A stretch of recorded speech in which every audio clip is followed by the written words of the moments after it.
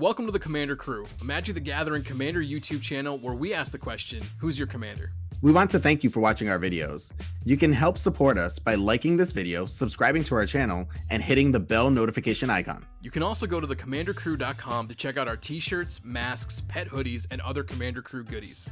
If you want to buy any of the cards seen in this video, be sure to click our TCG Player affiliate link in the show notes below. Lastly, you can help us out by heading to our official Patreon page and becoming a direct supporter of the channel. Now let's get to the video. Oh no. What's up everyone, it's your boy Eddie from the Commander Crew, and today we are doing a quick take on Ludevic Necrogenius. Ludevic Necrogenius costs a blue and a black for a 2/3 legendary human wizard that reads, whenever he enters the battlefield or attacks, mill a card. He also has an ability that reads, pay X, blue, black, exile X creatures from your graveyard, transform Ludevic Necrogenius. X can't be 0, activate this ability only as a sorcery. When you transform him, he turns into Olag Ludevic's Hubris. Olag Ludevic's Hubris is a 4/4 legendary zombie and reads, as this permanent transforms into Olag, it becomes a copy of one of the exiled cards, except its name is still Olag.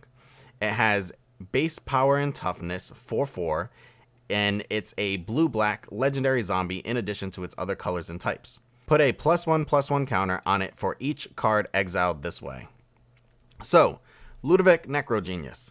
This card is all about putting cards into your graveyard, as many as you possibly can. You want to mill as much of your library as you can, fill up that graveyard, and then start using him as basically a toolbox. You wanna be able to bring cards back, but as Olag, not so much as the card itself that you're bringing back.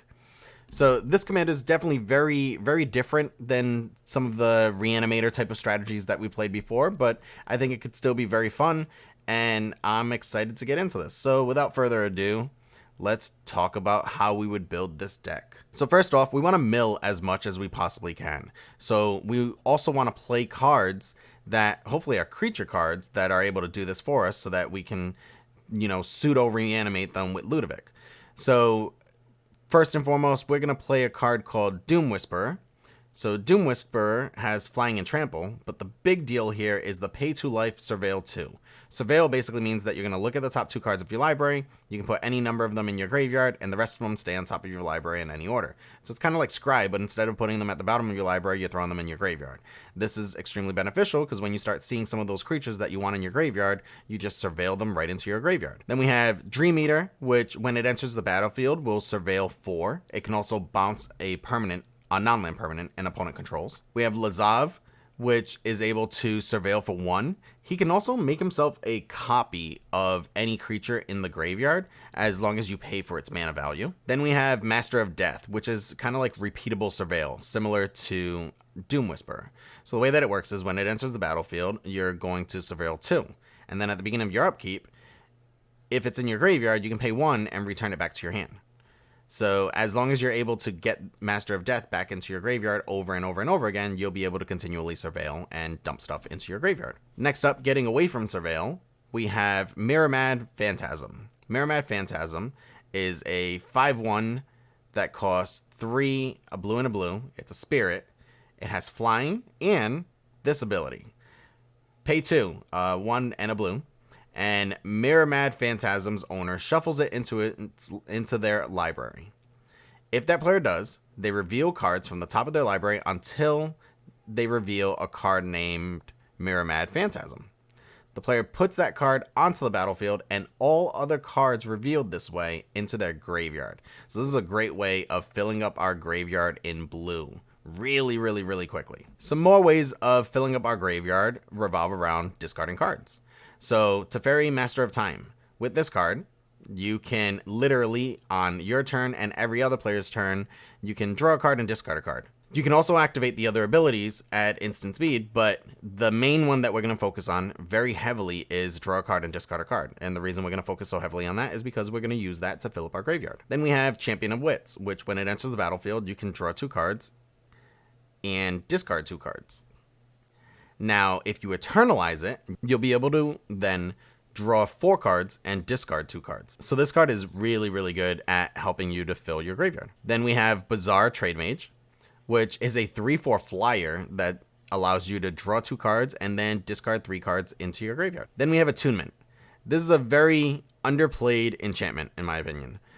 So you pay 3 mana, you drop it onto the battlefield, and then at any point you can return it to your hand, draw 3 cards, and discard 4. And then you get to do it again because now it's in your hand. So this is really, really good. Now, what are we filling our graveyard with? We're going to be looking for creatures that have attack triggers or combat damage triggers, and we're going to try and make Ludevic copies of them. So first and foremost, we're going to utilize Underworld Sentinel. So what's so good about this card is that every time you attack with it, you get to exile a creature card from your graveyard. And then when he dies, you get to put all of those cards onto the battlefield. That's pretty good. Then we have, of course, Grave Titan.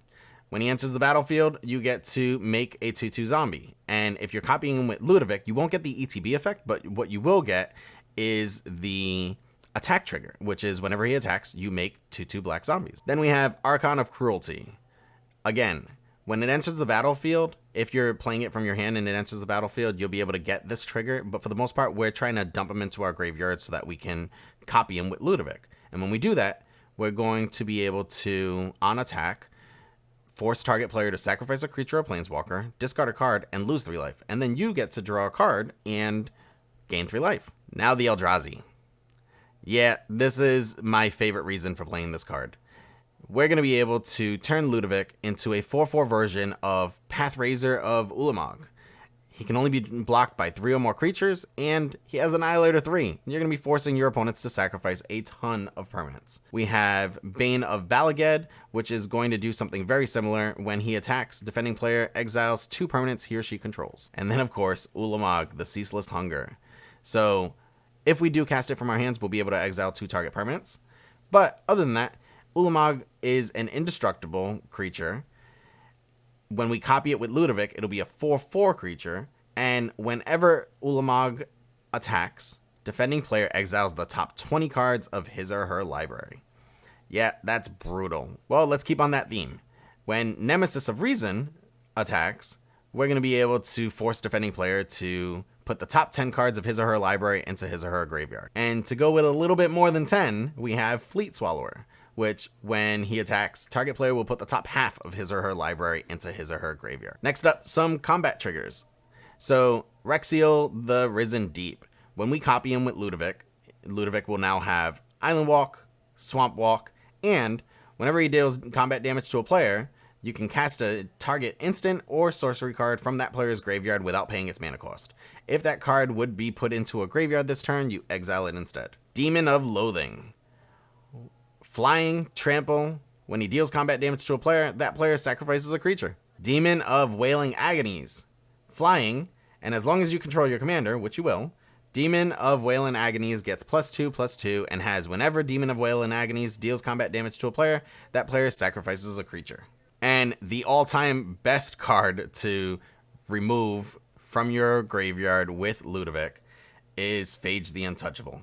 Yep, you deal combat damage to a player, they lose the game. So is Ludovic the best commander out there in blue and black for reanimation or copying cards in graveyards?